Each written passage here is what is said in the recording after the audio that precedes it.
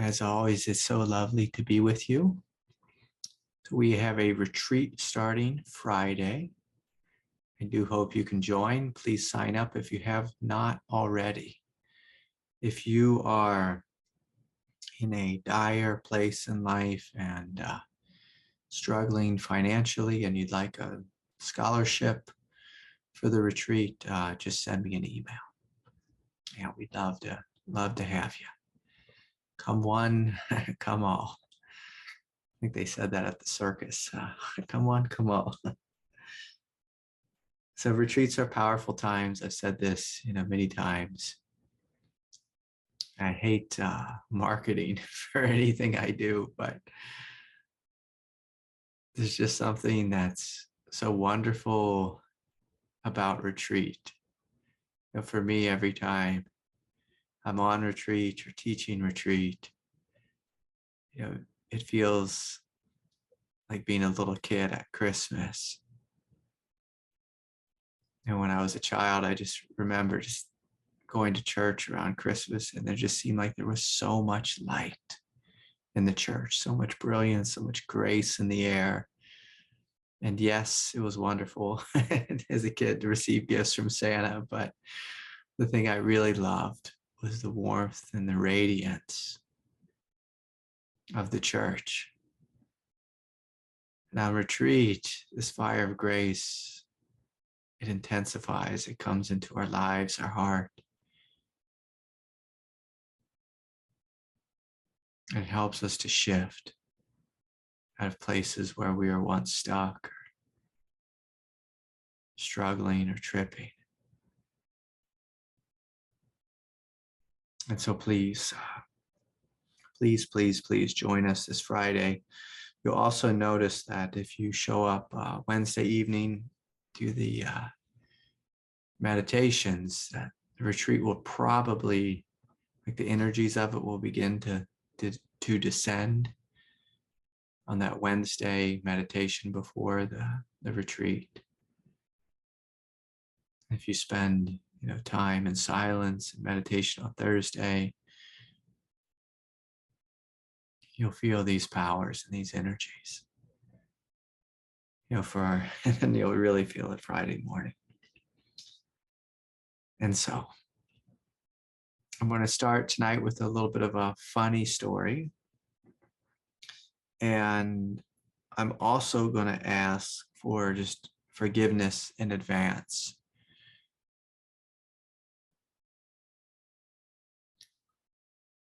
I recently moved to the South, but one of the things that many of you don't know about me is I was actually born in the South. I was born in Kentucky, and that's technically, if it's south of the Ohio River, it's considered the South. And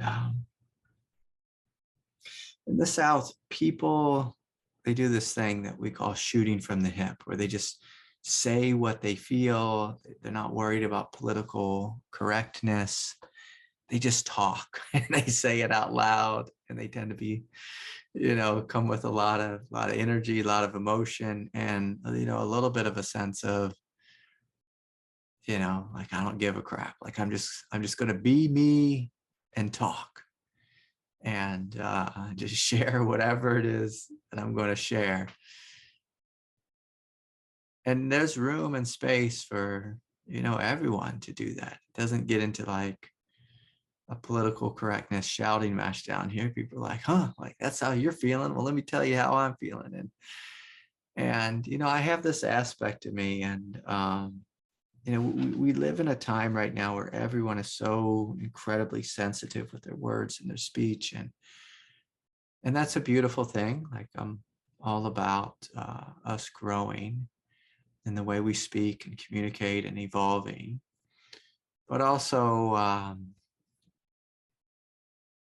it's good just to live and just to be able to speak freely without, like those, when I was a kid, they'd have these cartoons with the two angels on your shoulders. And like there's the goody two shoes angels who's always telling you what you can say and how you can say it, and, be moral and, be correct and all that kind of stuff. Be proper, if we're good Brits is the way the British call that. Be proper.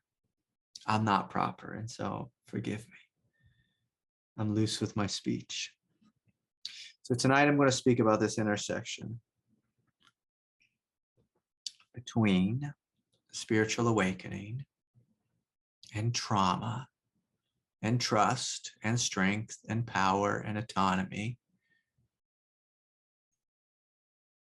And in this day and age, like, everyone is so increasingly trauma sensitive. And we're getting to the point which is very similar.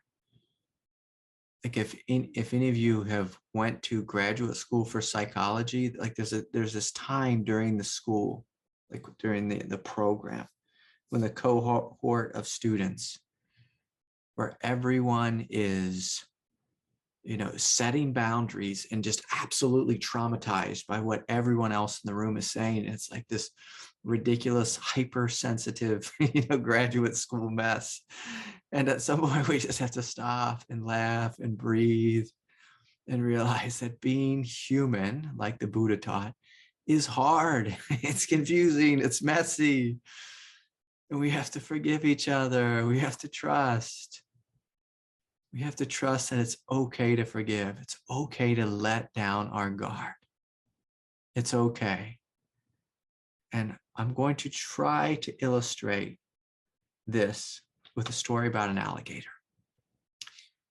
And so in my neighborhood, this is a true story, just the other day,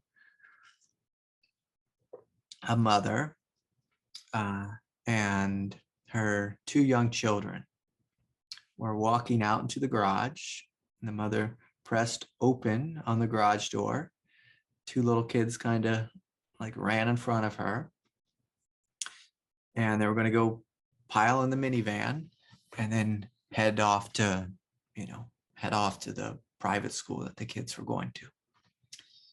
And, in the morning, everyone's a little bit groggy, and, we're also kind of racing out the door and doing this kind of dance, trying to rush to get to school. And, so mom presses the button in the garage for the door to open.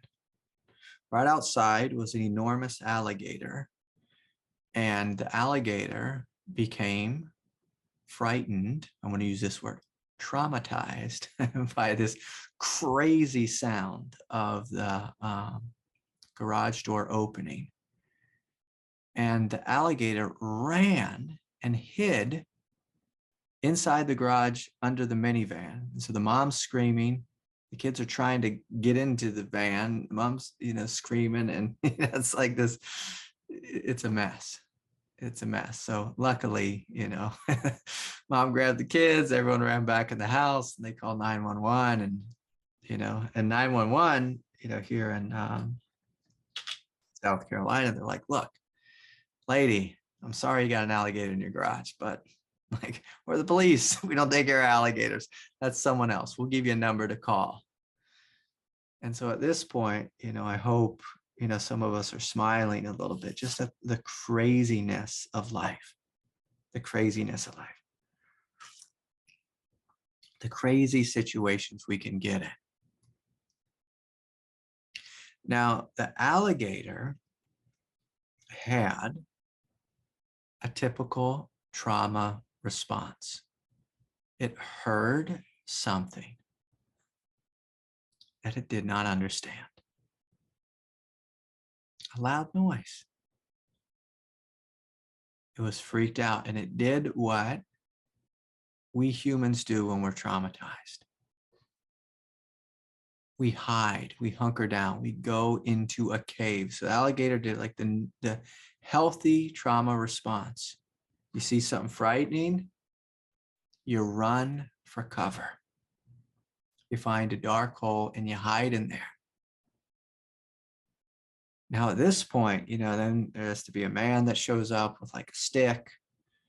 And, if you're an alligator and you're hiding in it like a confusing place in your world, like normally you'd be hiding in a swamp, but you're hiding under a van in someone's garage and these strange smells and this type of thing.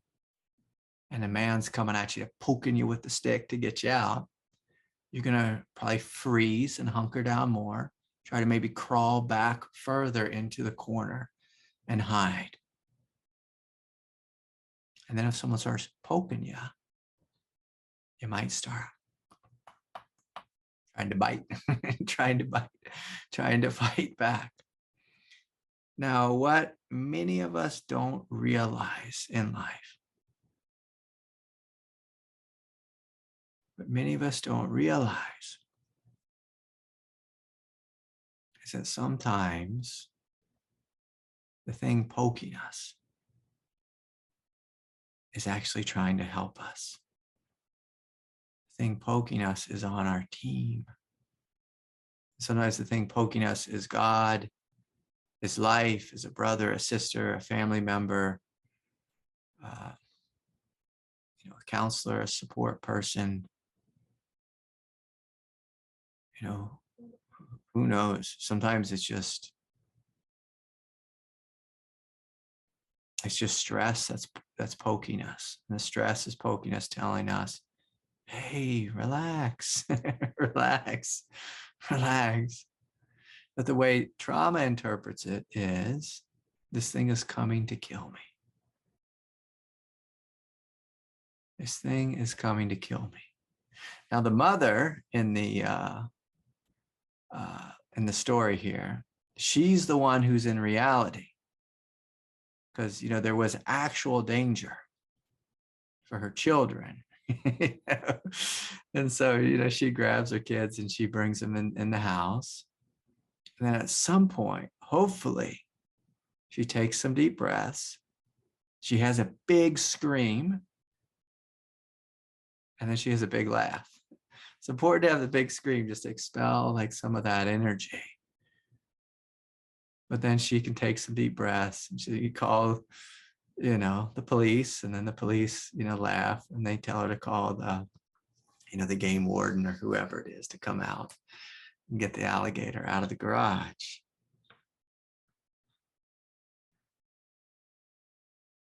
And when the game warden comes again, like if he is utterly traumatized by his job, like he's not going to leave his house. But we need him to be strong. We need him to be clear. We need him to be wise and appropriately defensive. But when we're in trauma, often we get stuck in inappropriate defensiveness. Inappropriate defensiveness. And by that, I mean we just start being just utterly terrified of everyone and everything in life. I had a friend once, a good friend of mine, and I've told this story before. His grandmother was a survivor of the Holocaust. Horrific experience.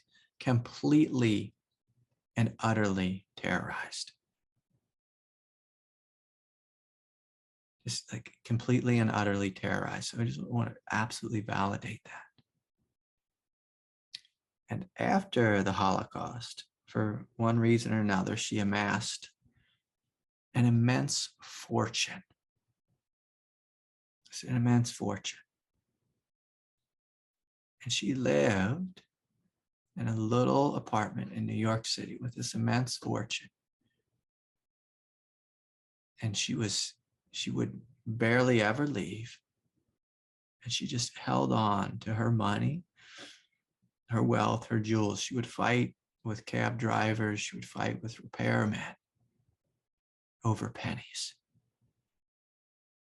Over pennies. Thinking that everyone was out to get her, to rip her off, this and that. And again, here she was, like just had an immense fortune. So when our nervous system is traumatized, we cannot see clearly. We can't see clearly. the trauma, the pain, the confusion, the thoughts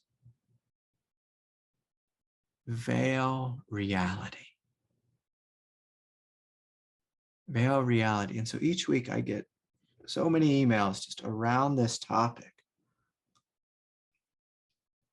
And there's a lot of spiritual teachers who just say, like, I don't want to talk about this. They just talk about these heavenly states of consciousness and all these beautiful states of consciousness in this heaven realm and that heaven realm. And the thing I see clearly, and I saw this in my own self, was that the reason that I was not living in heavenly states of consciousness or expanded states of consciousness for the majority of my life was because my mind was stuck, was enmeshed in my emotional nature. And my emotional nature was stuck, was enmeshed in previous trauma and pain and confusion from the past. It's like this one simple reason. Once someone was unkind to me. Someone hurt me in all kinds of ways. And I came to the conclusion that the world is not safe. It's not safe to be me. It's not safe for me to speak. It's not safe for me to be seen. That translated to, it's not safe for me to make money. It's not safe for me to have love. It's not safe for me to receive support. God is somewhere else besides within me. Again, like it just created this massive veil of confusion.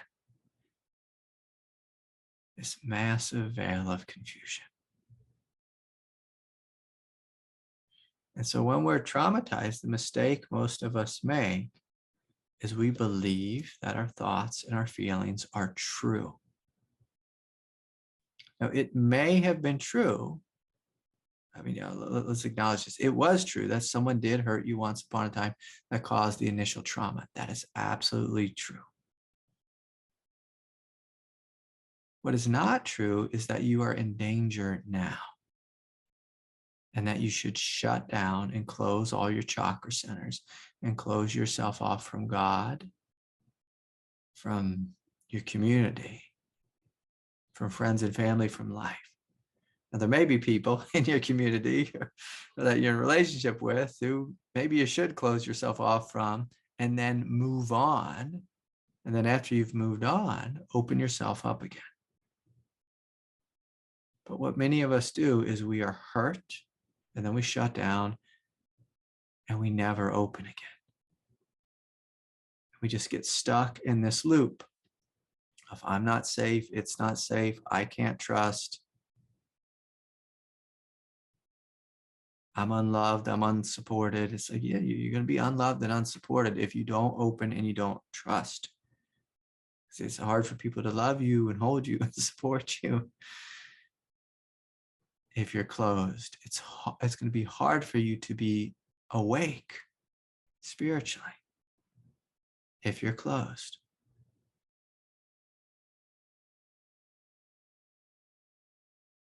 And when we get in this loop, it's very much like being in a nightmare,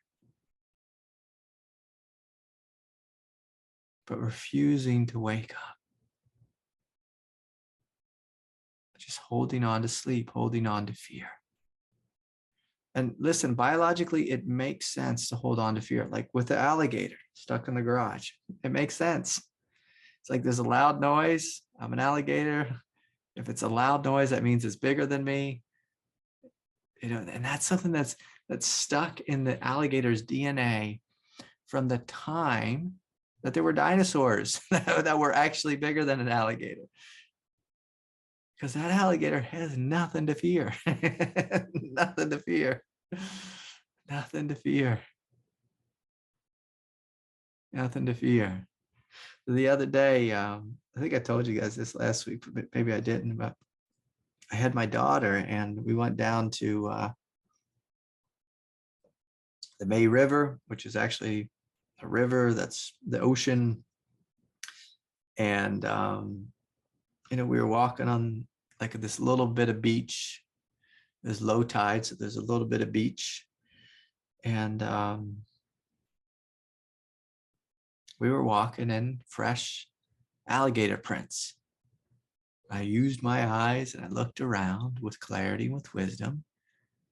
And there's no alligator. And so we could look at the prints and we could examine them and we could smile and we could trust and we could see, look how beautiful those alligator paws are. And like, look how big they are. And look at the claws and look at what that's like. And boy, is that different than like the last set of prints me and my daughter looked at were those of a big bear, like a bear that had walked through my yard in the squishy mud and then made muddy footprints all down my street in Colorado. And so, but we use our eyes, and with our eyes, we see there is no danger here, no alligator around, just footprints, just footprints. He was there once, sometime, but he went fishing. And the thing when that happens when our trauma mind, like it just gets stuck in the state of fear, is due to our neurobiology, we just get stuck in this fight or flight, defensiveness, fear, and it shuts down our ability to think, with this other huge aspect of our brain, the prefrontal cortex. I hope I'm saying all this right for the scientist in the room. And we get stuck in this reptilian brain. And the reptilian brain, it can't see. It cannot see clearly. It cannot think clearly. It can't reason. It's unrational. And so then we ask, well, what do we need to do? Well, we need to soothe our body and help it to feel safe. So when the body, the reptilian brain, can be made to feel safe through breathing deep, full belly breaths consistently for a long period of time, we calm the nervous system down. And we begin to see, and in this case, like with the mother and her children, laugh, like, we're okay. The guy's coming, he's got the stick, he's going to poke the thing. And eventually that thing's going to come running out of the garage and all's going to be fine. All's going to be fine. All's going to be fine.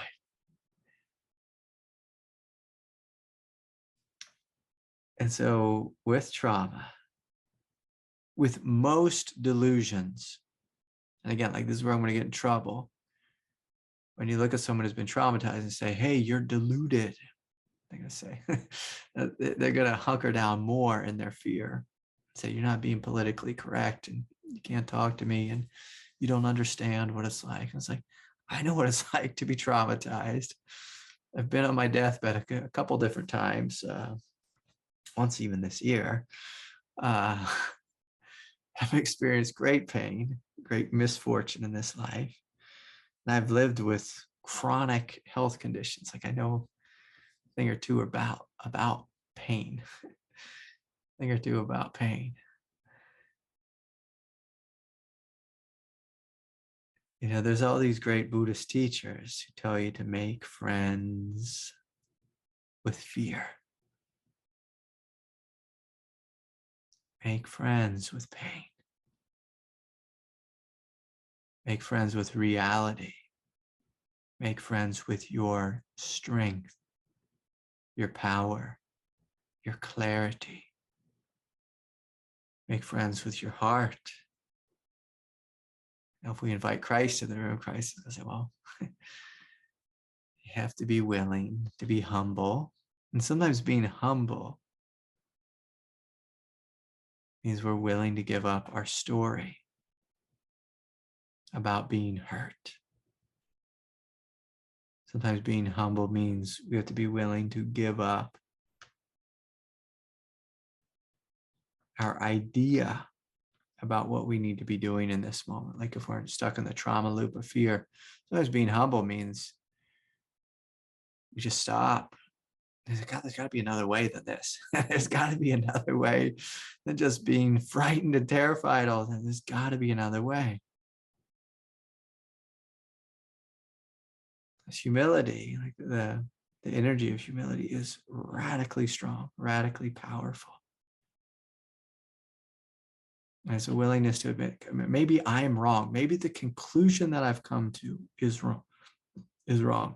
Like even the alligator at some point, like when he's in the garage, he's in the cave, and his reptilian brain is telling him, like, hide in the cave, hide in the cave, hide in the cave, hide in the cave. At some point, he's gonna be like, okay, maybe I'm wrong about this cave thing. I need to get the hell out of this cave and go back to that warm swamp. I need to get out of this foreign land that I'm finding myself in and go back to the swamp.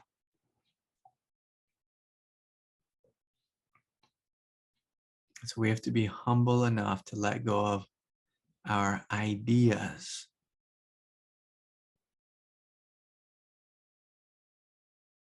And most often our ideas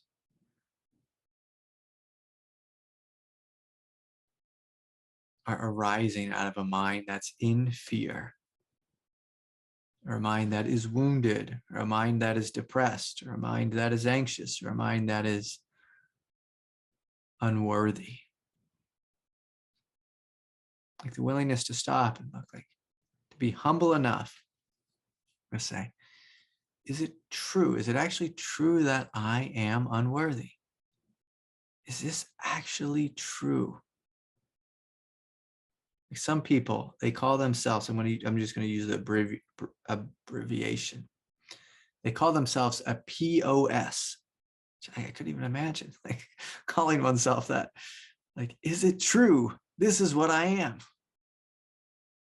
My dad, when I was a child, he told me I was so full of crap that my eyes were brown. And I'd look in the mirror and I'd say, oh yeah, my eyes are brown. A little bit green though too.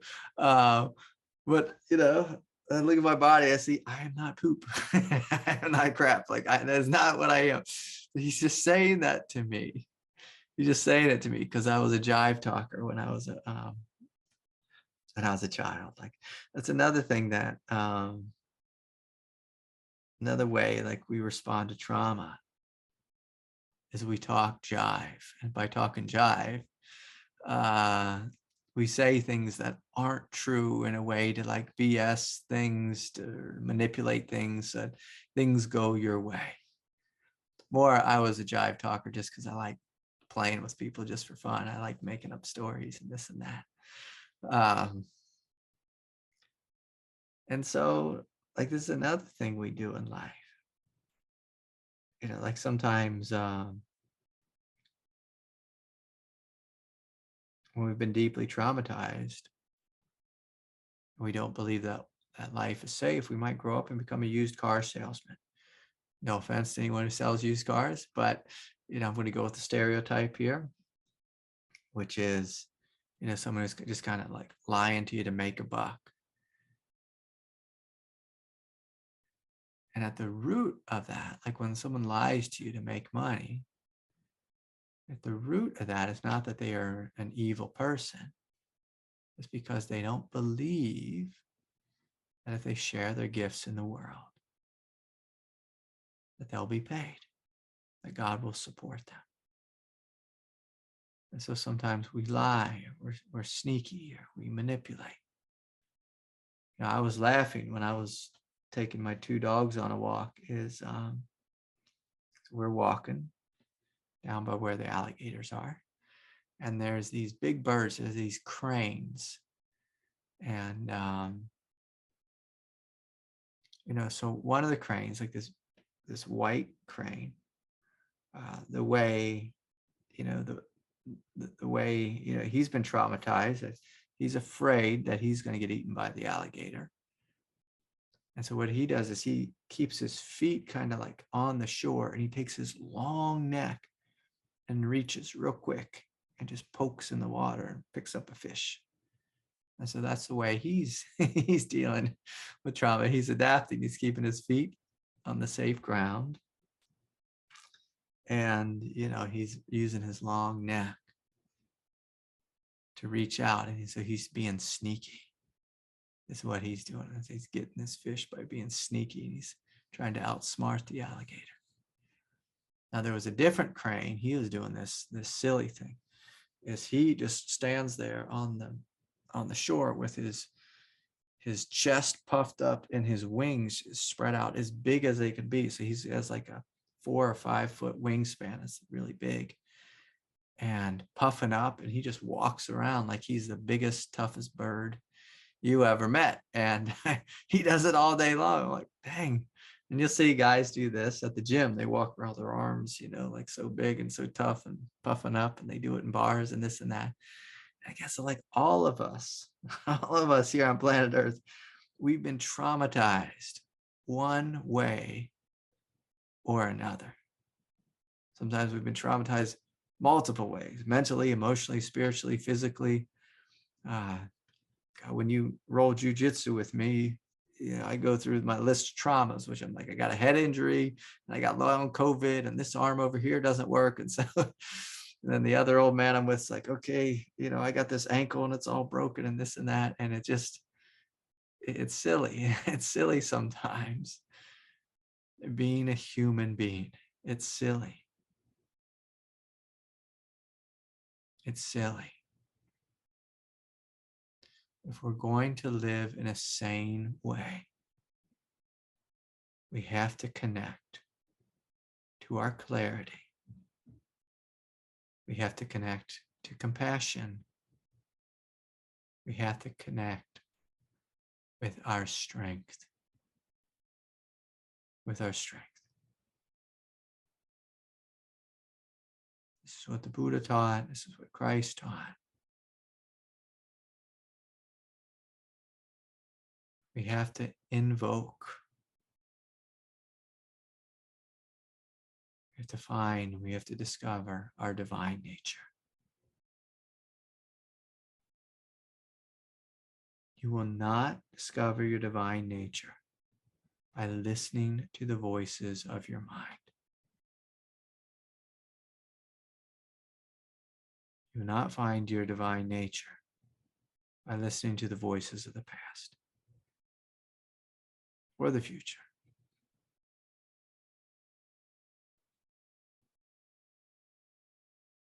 If we've been traumatized and we want to live in a sane way, we cannot listen to the voices of trauma. Voices of trauma will just tell you, stay home, stay inside. Don't breathe the air. Don't drink the water. Don't trust him. Don't trust her. My teacher laughed out loud when some girl broke my heart. And they said, I'll never love again. It's just like, what's the matter with you, kid? She's got your heart broken. Spend the next 6 months with your tail between your legs. Breathe. Come springtime, open your eyes, look around, and go try again. And go try again. If we want to awaken, we have to come into contact. The clarity, the wisdom, the strength of the heart and the heart.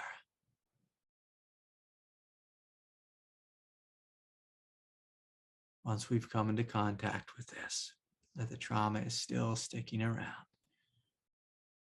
and we respond with compassion from the heart, from the heart.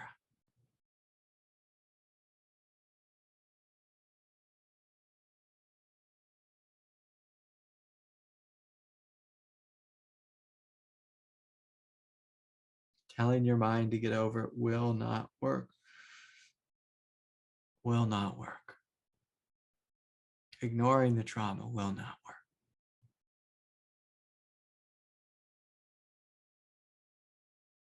What will work is if you wake up out of the dream by accessing a different part, different aspect of your consciousness than the one that's in pain. Part's the wrong word, but we have to get in touch with that which is awake, that which is aware, that which is strong, that which is loving, that which is forgiving, that which outlives every pain you've ever experienced. we have to come into contact with our essential nature. If not, we'll just be running in circles. Running in circles.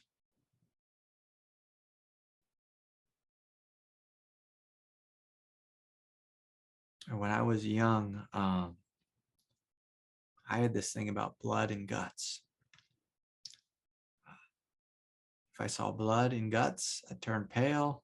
My mind would freeze. I couldn't have a thought, and I just started to get all queasy. And just, and I just about faint. It's kind of hilarious. Like sometimes there's blood and guts in the world. And my mind would not go into fight or flight, it would go into freeze. And it's a fun response. I just turned pale. I just turned pale. And then at some point, I started hanging out with nurses. Like my teacher had all these nurses in our Sangha, and I was just like, how do you guys do that? And I just saw like they were deeply relaxed in the midst of trauma. In fact, not only were they deeply relaxed, it was like something came alive within them. Like one of my best friends once, he wasn't like a actual nurse, but he had the nurse archetype. And so anytime I got hurt or, my kids got hurt or someone got hurt, it was like this different aspect of his being that came alive. And he was like this, like super, I'm just going to use this word, like a real lazy hippie who didn't really do much or anything. But if there was blood, he came alive. And all of a sudden he was like the most helpful person. The most helpful person you could ever imagine. He'd take charge of the situation. He'd get in there and clean that wound out, and he'd hold your hand and he'd tell you how to breathe, and he'd clean your wound and stitch you up. And I'd be like, oh my God, like, what is this? Like, what is this aspect of you that I completely and utterly lack? Like, what is that thing? And so at some point, I began to learn from him. I began to learn from him. Like when there's blood and guts, like I don't need to shut down. I don't need to close off. I don't need to freeze. I need to breathe deeply. I need to come into my belly. I need to think clearly. You need to think clearly. And normally it's just like, what do? You pour a bunch of alcohol or peroxide on that thing, scrub it out, scream, cry, kick, and put some Neosporin on it, bandage that thing up, and go to the doctor if you need stitches. It's like,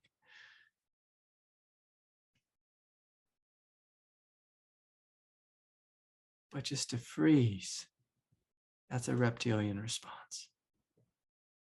To hide in a cave, that's a reptilian response. To fight, that's a reptilian response. I had this situation with my little girl a couple months ago. She got a tick in her head. Like there's ticks here in South Carolina. There weren't very many bugs in Colorado. This wasn't a thing because it's so dry there. So she got a tick. And so a tick, what I've been taught to do is you take a match and you light it on fire, and then real quickly you burn it out and you put that match right on top of the tick, and then the tick, pulls out of your flesh, and then you take the tick, flush it down the toilet, and pour some alcohol on where the tick bit. My daughter is like, my God, she lost her mind. She had a tick. I was going to pull it out. It was going to hurt. I was like, sweetie, relax, trust. I'm rubbing her back. Mom's rubbing her back. She's in my lap. We're breathing. We're doing the thing with the fire like 15 times. And then it's like, hey, sweetie, just relax. Relax, relax, relax. But me telling her to relax is not helping. What helps is when I rub her spine And I teach her to breathe, and then she calms down. Then I try again. Light the fire, blow it out, boom, pull the tick out. See, sweetie, not a big deal. Not a big deal. She didn't even feel it. Didn't even feel it. Didn't even feel it. She's like, oh, oh. And many of us are like this. When we made it to the other side of trauma, when we reconnected with our strength, it's like, oh my God, I am okay. I am resilient. I am the light that cannot be extinguished. I am the light that cannot be extinguished. And so, I welcome questions. If you have questions, forgive me if I was a little crass and speaking about trauma. I know it's like when you're in it, it is the worst thing ever. When I'm in it, like it's like hyperventilating.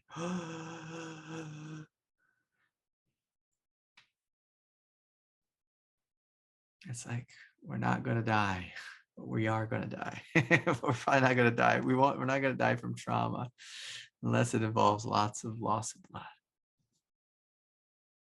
We don't die from feelings. We actually awaken. When our feelings are too much, we realize, God, there's got to be another way. There's got to be another way. Okay. So let's hear from Chrissy. And please, the question can be about anything. I'm sorry, I'm pressing too many buttons, messing things up.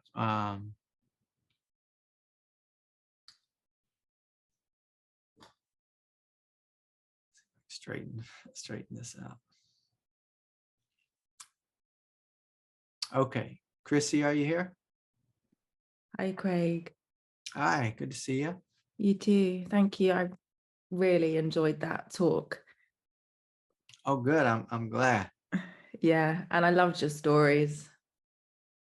Yeah. No, I mean, there's a pretty wild story about the alligator. Yeah. So I just wanted to talk about forgiveness. So I had this situation which would normally really trigger me, and it kind of did in a little way, but over sort of a period of a few hours, it just really lost its sting. And I was left very quickly in this place of, I guess you can call forgiveness, and kind of understanding that this person couldn't do anything different, and that their response was just their response, and that's what they're kind of like. And I didn't try and get there. I didn't try and forgive them. It just happened, and it was just really interesting. I just wondered if you could talk about that a bit, please. Yeah. I mean, it sounds like you experienced the grace of forgiveness, or just awakening to the truth of forgiveness. And the more we mature on the path, and we begin to see or to experience or even to say, like what Christ said, you are forgiven, just to everyone and to everything. You are forgiven. In a non-dramatic way, like the way the Buddha said this, was just allowing everything to be as it is. Just like you allow your mother to be your mother, your father to be your father, your brother to be your brother. And forgiveness, it arises out of an open heart. It arises out of just this immense love and compassion. It really rises out of understanding. When we begin to understand that all human beings, I include myself in this, like all human beings are confused a lot of the time. Like when you just know that, when you know that. And the reason we know that, like when you spend enough time in meditation, you begin to see how confused you are as a human being. And when we can humbly admit, like, my God, I am so confused. so much of the time. Then you begin to look out at life and you see, oh yeah, and they're confused too. And you see, I'm confused and it's not my fault. And they're confused and it's not their fault. And you begin to see, boy, when I'm hurting and when I'm scared, I act mean and I do things from a place of meanness. But it's really because I'm scared. It's really because I'm scared. And when you're awake, you see all the things that you do, everyone else does. Like when I'm stressed, when I'm overwhelmed, when I'm scared, my tone is sharp and it's harsh and it's judgmental and it's condemning and sometimes it's attacking. And my neighbor, when they're stressed, their tone is sharp and harsh and condemning and attacking. And you begin to see, oh, sometimes I'm confused, sometimes they're confused. And it's okay. And it's okay. And we see that it's okay because we see, we feel, we experience the strength of our presence. Like we actually begin to understand and know, like we were taught in kindergarten. Sticks and stones may break my bones, but names will never hurt me. Like names, the thing people say to us, the thing people throw at us. Don't hurt us.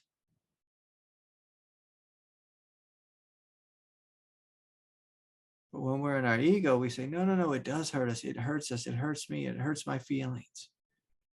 When you're in your essence, you see nothing hurts your essence.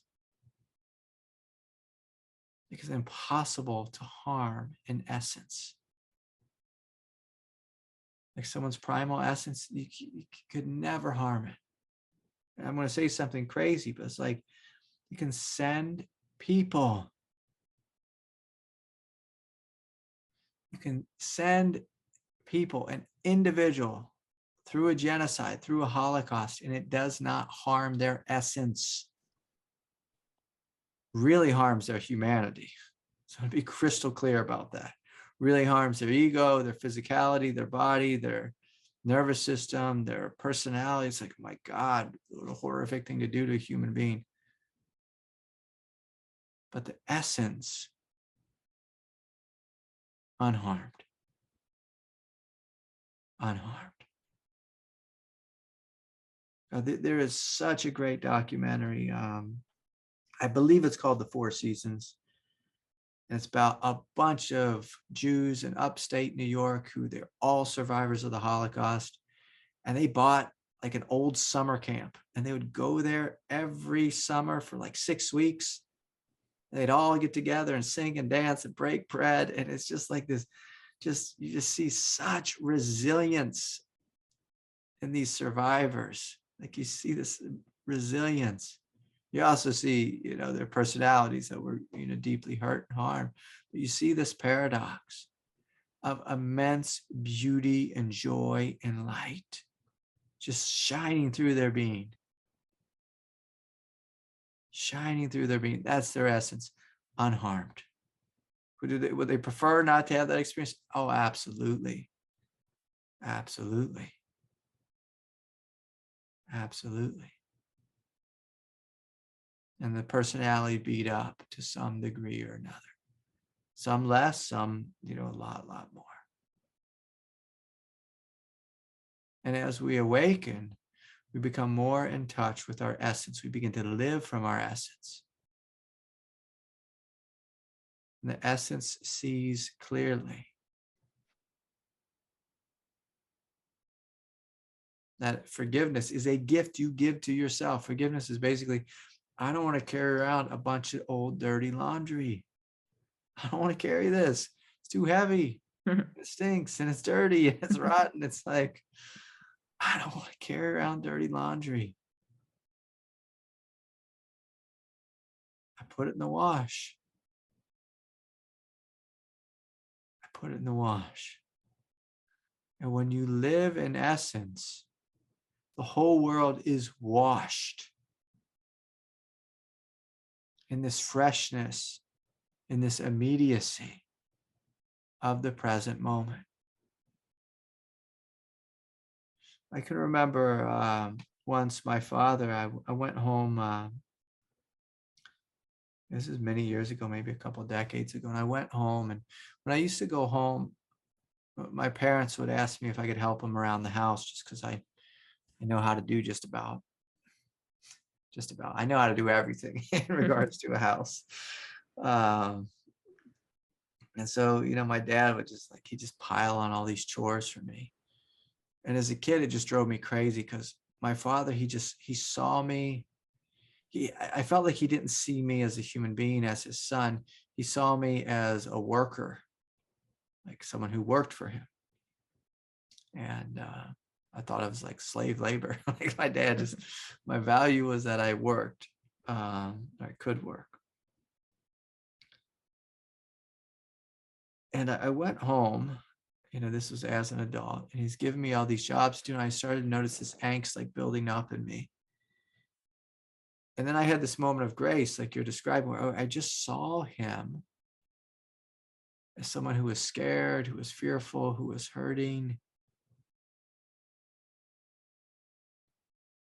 And it just broke. Like I just absolutely forgave him. It's just, it wasn't even that I forgave him. It was like forgiveness just was there, was online. And I just saw him as a human being who was struggling. And the way he was dealing with it was through drinking mass amounts of alcohol and, ordering his son around because I was something that could be controlled. But like, I didn't even care. I was just like, yeah, Dad, like, I'll fix this and I'll fix that and I'll do this and I'll do that. And, like, sure, sure, sure. It was just this space of forgiveness there, and all that angst that I had, like teenage angst, childhood angst, just emptied out of me. I was just like so happy just to be ordered around by my father. It's like, all right. It's like no problem at all. Whereas for, 20 some years of my life, it was a massive problem. The way he talked to me, his tone, his judgment, his control. It's just like, and so forgiveness was, I get to live in space and peace and freedom. And they get to be whoever they are. I get to be what I truly am. That's what we all want, is we want to be who we truly are. The reason I was able to see my father is because my heart was open. I was just tired of fighting, tired of resisting. I was just tired of it. It's like, my God. I can't remember how old I was, maybe 28, maybe 30, but it's just like, I cannot resist this human being any longer. It's like every time I'd walk in the room with him, I would get so tense. Like for my whole life, it's like, he's going to yell, he's going to freak out, he's going to throw something. But like, I was just like this all the time. I said, forgiveness was just like, I'm going to walk in the room and I'm going to see what happens. I'm going to see just what happens. Like forgiveness brings you into reality. Whereas when we don't forgive, we're always projecting like the worst case scenario or predicting the worst outcome of whoever we're dealing with. But forgiveness occurs when we live in our heart and when our belly, when our hara finally relaxes. And the reason it happens after the hara relaxes is because when the hara relaxes, you step into a space of immense strength, coupled with this energy of just radical okayness. So it's not like strength, like ego strength, where it's push and it's fight. There's just a sense of strength and okayness. And in the okayness is just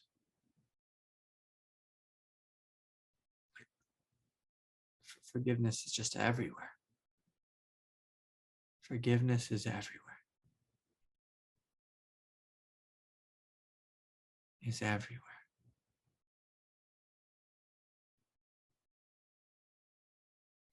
And so the mistake people make around forgiveness is we try to forgive too soon. We try to force forgiveness, like in a mental way, like I should forgive someone. Versus like I go about it like in a more backward way, more tantric way. The more, so if I'm feeling inflamed in someone's presence, I make myself feel safe. And when I myself feel safe, then I see clearly. And when I see clearly, I say, oh, yeah, this person, this person is suffering. They're suffering. It has nothing to do with me, like what they're doing. They're responding this way because they're suffering. It has nothing to do with me. Nothing to do with me. And so the safer your body feels, like your physical body, your nervous system, this goes back to like what we were speaking about before. When your consciousness, when the human physicality feels safe, it's very easy to be awake and aware and clear and free. If your human body does not feel safe, you can't see anything. Like you see just red everywhere, black everywhere, however that saying goes. You see danger everywhere. And so the safer you feel, the more relaxed. That's why all spiritual teachings start with just like stop, breathe, feel, open, relax. And then like a byproduct of that is forgiveness. It's just like, it's just there. It just seems like the most natural thing. Most natural thing. And you see the opposite too, like to hold on to something.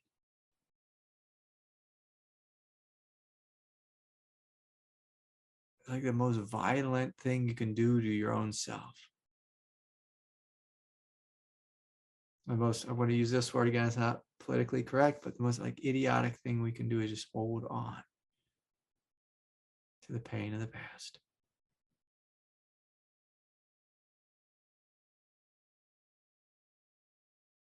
Now, I'm not saying that we're a fool. Like of course, people's arguments around forgiveness is, well, forgiveness means you're agreeing that what they did was okay.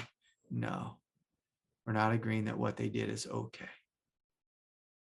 We are agreeing that we are okay, despite the hellish things they did to us. That my essence is okay, despite the flaming arrows that whoever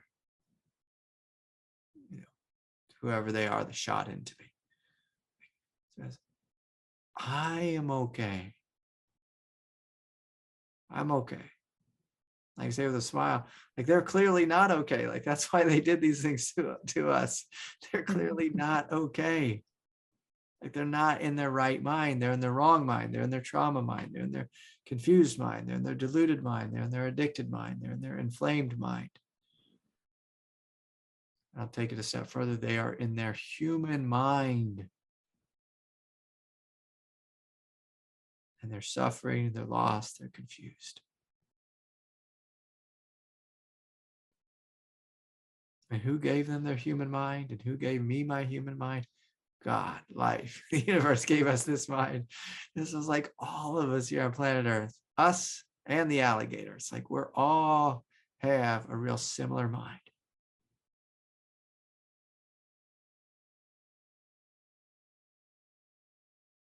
All of us have a real similar mind.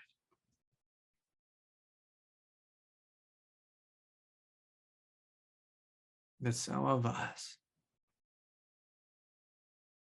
have begun to awaken to a different aspect of being. And when we begin to awaken to a different aspect of being, it's like that old mind's like, it just seems so archaic. It's like, I'm not going to live in that way. Because when I hold on to my archaic mind, I suffer. And this is true across species. I want to acknowledge just a great book my teacher gave me. It's called Kinship with All Life.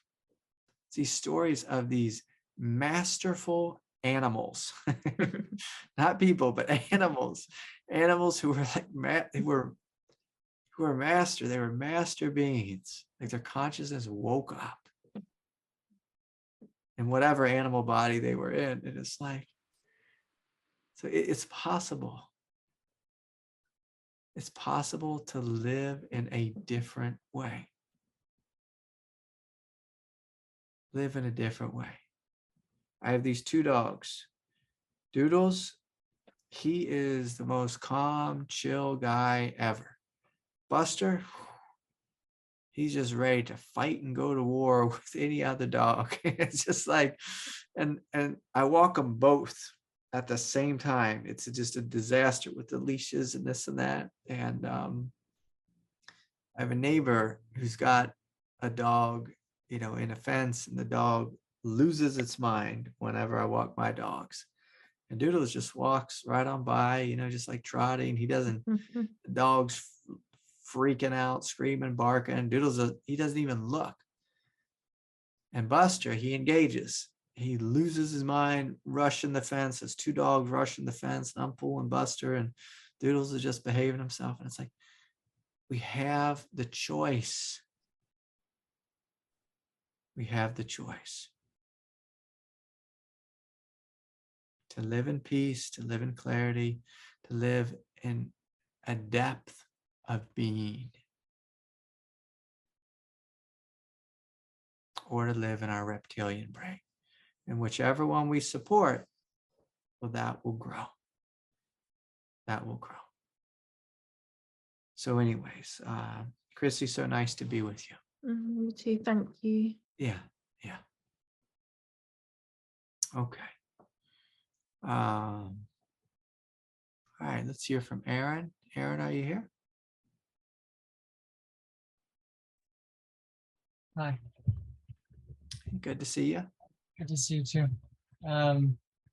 Before I ask my question, I was wondering if I could, in the kind of mutual presence of the Sangha, lift up a healing prayer for my dad's wife, who's currently dealing with cancer and just got airshipped to a hospital because she's got some masses building up in her lungs and heart. Yeah. I'd love to do that with everybody's shared presence here. Yeah. I appreciate that. Lord, Mother, I just pray for your healing grace to rain down upon Shelley, my father, Jonah, as they go through this most difficult moment. And I just pray that you be with all the wonderful health professionals that they continue to come in contact with. Guide them in every way. And may your highest good and healing and tenderness wash over the entirety of the situation. And real quick, if I could, I pray your grace would come down upon Kyle Hilding and Wesley Morton and all of us here in the Sangha with our respective difficulties that we're dealing with chronically or acutely, that we may just know your tenderness and your healing, Mother, this day.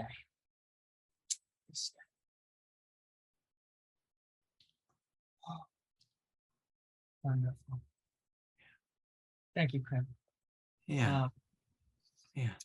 So my question today is about humility, and I know you talked a little bit about it in your main chat. And just to preface this real briefly, I was with a friend in Boulder this weekend, and he's a Vajrayana practitioner, and was just speaking. And at some point, as he was speaking, I just have this realization that, like, wow, I really take my teachers for granted. I take the teachings for granted. I take grace for granted. Like, somehow some part of me feels entitled to these things. And it was a kind of fixation that in that moment was just seen, and it dropped away, and like a real sincerity of heart came forward. And I had kind of a newfound or reborn appreciation for all that I receive, and just coming in touch with the Dharma and teachers of the Dharma in this lifetime. And it also occurred to me in that moment, though, like, wow, what an incredible fixation to have. And I've had it for many years. And we're constantly caught in these kinds of fixations as human beings. And it's precisely these kinds of openings that also lead to awakening, right? This freshness of experience that, like, whoa, opens. And so it's in that context that I'm really asking about, like, my question is kind of like, how do you stay humble? But to some extent, it just kind of, that was a moment of grace. It just kind of dawned on me, and I happened to be in the right state of consciousness for it to bloom. But yeah, if you could just riff on that a bit. Thanks. Yeah. Beautiful. Yeah. Aaron brings up something interesting here, that like this feeling of entitlement in regards, like, say, to grace, to spiritual teachings, to spiritual teachers. I think that's a great thing. I encourage us to have absolute entitlement. I mean, a different word for that is, I'm going to say it's your birthright.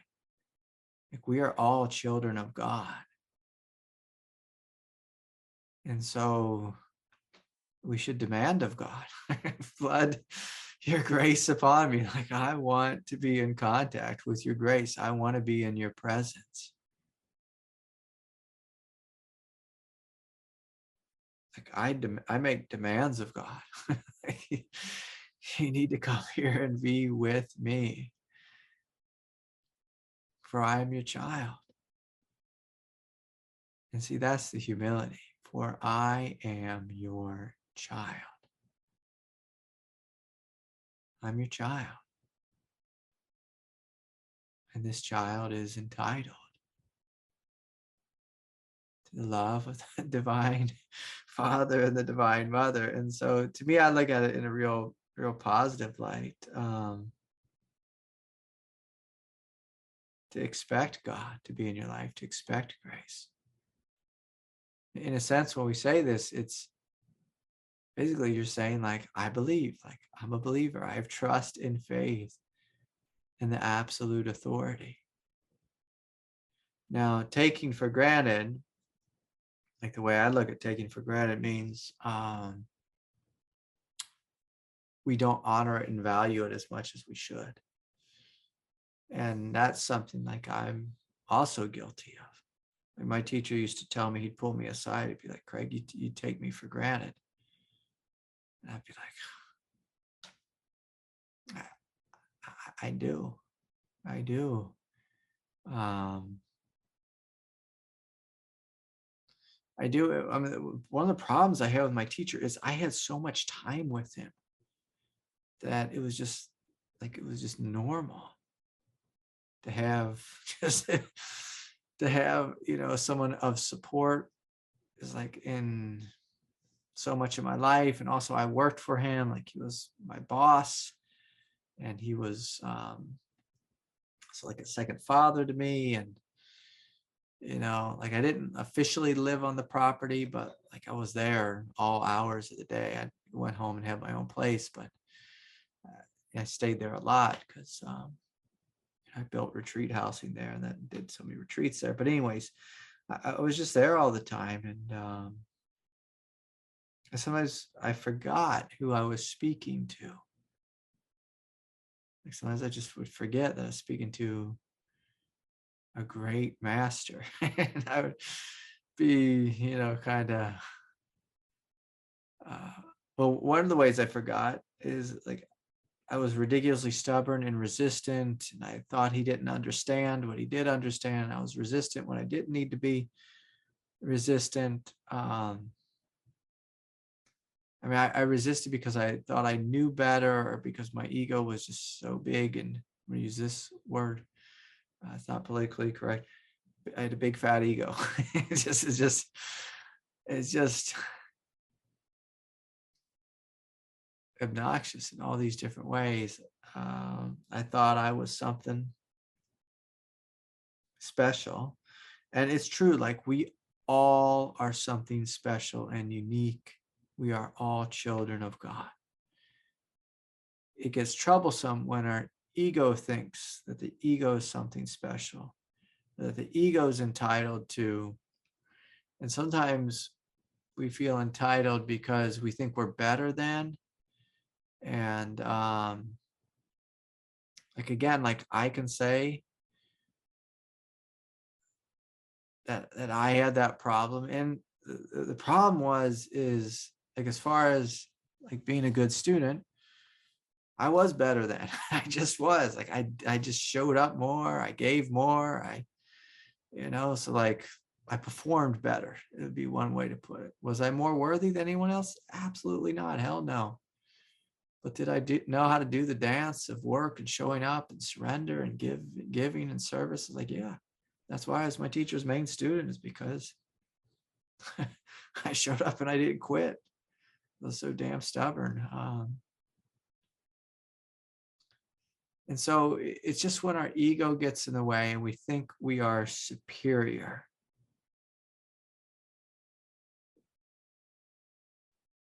Or we deserve, like that our ego deserves. We deserve because we're children of God. That's why we deserve.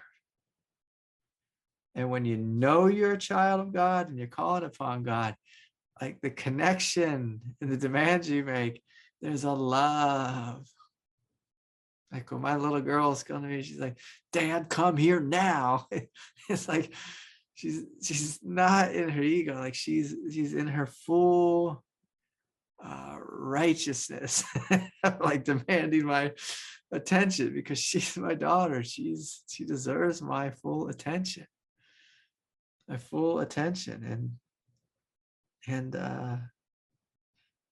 so I give it to her. I give it to her. It makes me really happy. It makes me really happy. She knows she's my daughter. And so there's demands she can make of me. Now, if she's demanding for a toy, it's like that's just coming from desire. When her demand is interaction with me, it's my obligation to meet it. And the same is true of God. And so I encourage all of us to come into the humility of our being and demand grace, demand light, demand love. But don't look for it in your head. Don't look for it in your egoic experience. Look for it in your heart. And as soon as you look in your heart, you should see it immediately.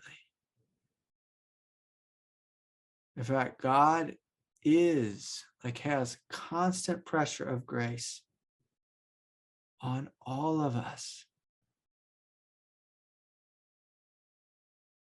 Many of us, I hate to say, I'm going to be rude again.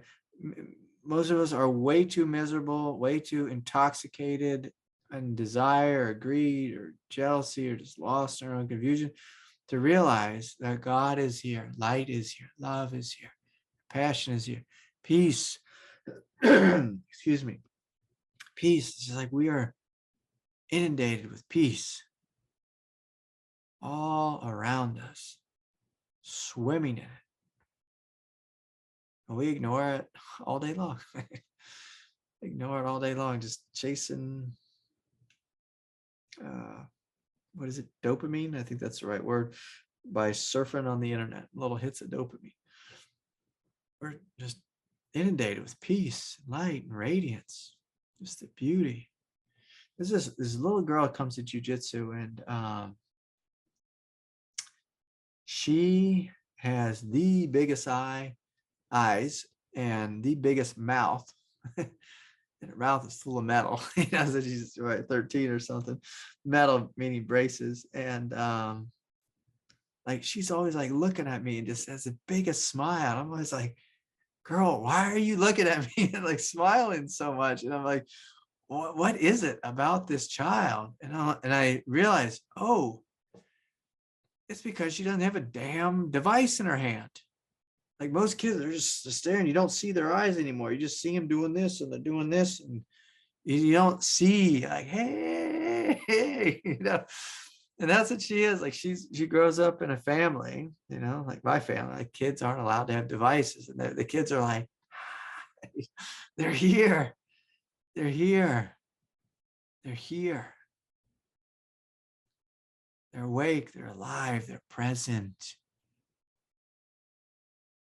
They're present. So she just radiates light. Just radiates light. Like she's just looking for contact, for connection.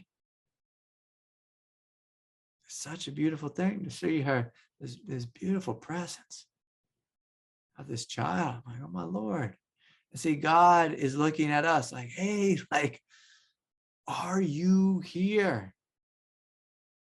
And so being entitled in a sense is like, I'm entitled. I'm a child of God. Like I'm entitled. And God's like, I love you so much. I want to be with you. I want to connect with you. I want to support you. Open to me, please. Please.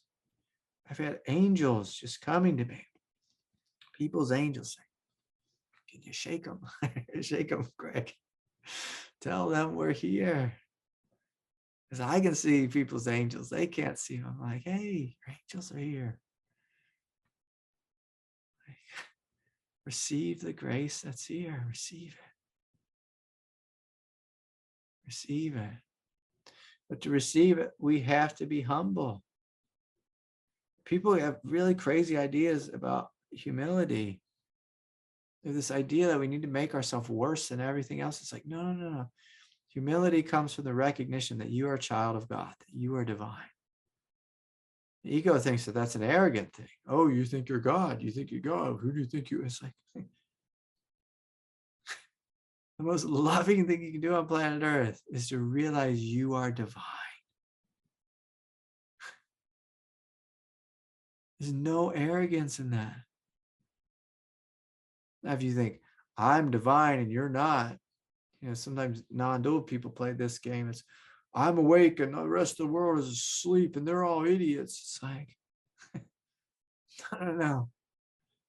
When you wake up, like when your heart wakes up, you see, like, I'm awake. God is awake. The world is awake. Everyone and everything is awake. But most people don't realize it. They don't realize what they are. They're lost in confusion. And there's compassion that goes to them, not judgment, not a sense of betterness. Or betterness, what are the right words? Superiority. Like I was in the sin, let's say that, of unworthiness is what I lived in.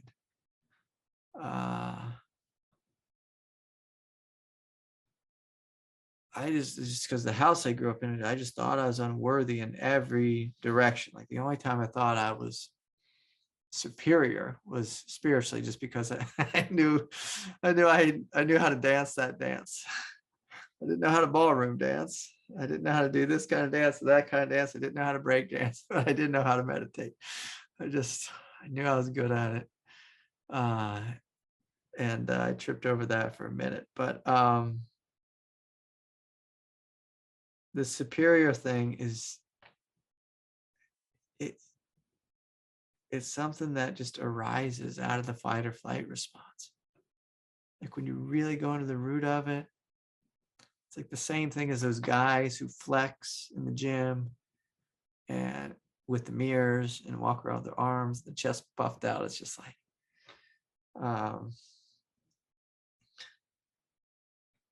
it just arises out of insecurity. Whereas humility, it's funny. Humility creates great security. You realize, I'm a child of God. I am divine. The most humble thing we can do is realize we're a child of God. The most arrogant thing we can do is live in our ego. Because in our ego, where the ego is, like what it is, like from a psychological perspective, it's the belief in separation. And like in a sick way, or in a confused way, I'll say, it's the thought that you know better than God, that you know better than truth, you know better than reality. To live in an ego is the most arrogant thing we can do. The most humble thing we can do is realize our divinity, our goodness. And it's funny, so many people are terrified of like stepping into their divinity because they're afraid they'll be attacked. And listen, a couple hundred years ago, maybe even 100 years ago, you'd get a real hard time if you're thinking you're God or whatever. But now it's like they've made a king out of Eckhart Tolle. Like he's a king. Treat him like a king. Treat him like a king. It's like spiritual teachers, you know, like the big ones, you know, they're treated like kings. It's like they get special treatment. They fly in first class, you know, like that type of thing. You know, they're on Oprah. And so like we're not going to be burned at the stake.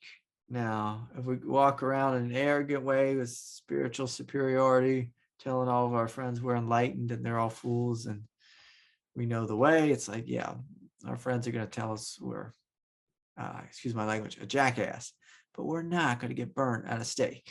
Like, it's not going to happen. If we're in Saudi Arabia or Iran, Afghanistan, yeah, we could get ourselves in a lot of trouble. But, you know, we're not there. We're not there. We're not there. Occasionally, I speak with some folks from different parts of the world. You know, if we're in a, I can say this, I used to work actually with a lot of Mormons. When I lived in Colorado, there was one of the biggest like Mormon communes, just like 15 miles from my home. And things got really messy there at a cult like. And so like if you're in a cult like situation and you know you challenge it, yeah, you get yourself in trouble. But again, like most of us,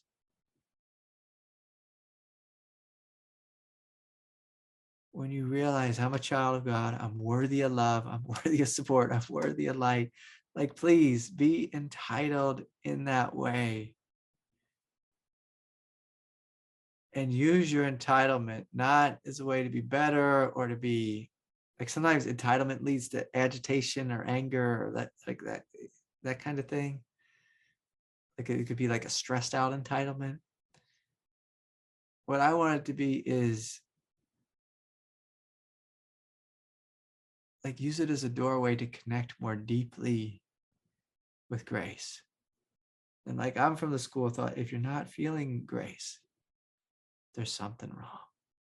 It means you are closed in one way or another. Like if you are not experiencing grace, if you're not experiencing the vast expansiveness of your being, something is wrong. And so again, like we could be entitled and say, this isn't fair, this isn't right, I deserve, you know, we say, like, what am I doing? Like, how am I shutting myself off? How have I separated myself from God? And normally there's just like one thing. It's like we're in our egoic nature. We're too identified with it. And normally it's just as simple as that. It's as simple as that. Sometimes, of course, we're in like great physical, mental, emotional pain.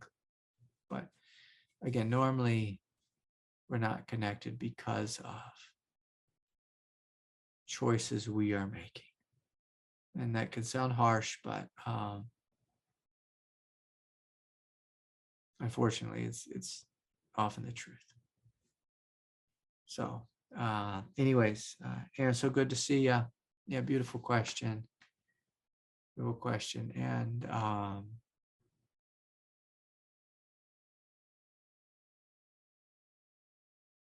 yeah, I'll just say one thing. When we pray, members of the Sangha, members of our family, the other thing that I invite, my teacher used to say this to me, is we see the people we're praying for as children of God. And we see them, we visualize them in their perfected state of consciousness. We're seeing them happy, healthy, free. We're seeing them in their Buddha nature. We're seeing that they are strong enough,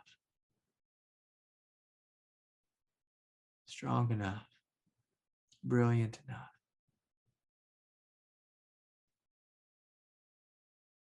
to be with whatever is in their life. And so we're inviting God to come into them, to be with their humanity. It's the big thing with the prayer is we're inviting God to be with their humanity. Yeah.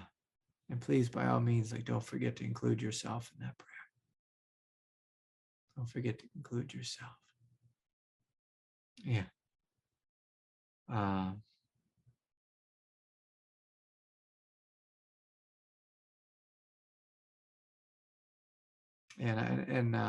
just say this. I just felt like, a lot of sadness in the family right now, of course, given what they're going through. And so, like sometimes when you pray for someone, you'll feel the sadness of that experience. And like, this is another aspect of humility. Humility is courageous enough to feel whatever's present. That's the thing that keeps us humble, is the willingness just to feel, to be with, to experience whatever is here. Whatever's here. Like sometimes people pray from a place of fear, which makes sense, but our prayers are very ineffective when we pray from fear. Like when I pray, like often tears come. So it's like we're acknowledging we are like a prayer often is we're acknowledging the paradox of life. Yes, we're children of God. Yes, we're these divine beings. Yes, God is here and God is present. And oh my God, is life here on planet Earth crazy and hard and difficult and messy. And it's easy to become a lunatic here on planet Earth because of the amount of pain and confusion and suffering that any of us go through. I've been a lunatic so many times on planet Earth, like countless times. And the lunacy breaks when I stop believing my thoughts and I just have a willingness just to feel the pain that's pushed me over the cliff. And through that, like almost always, it's just God is there. Love is there. Compassion is there. So anyways, again, I'm going to remind everyone, please sign up for the retreat. sooner rather than later. If you need a scholarship, hit me up and send me an email, and I'll send you the link, and then you can pay what you can afford just as a donation, or yeah.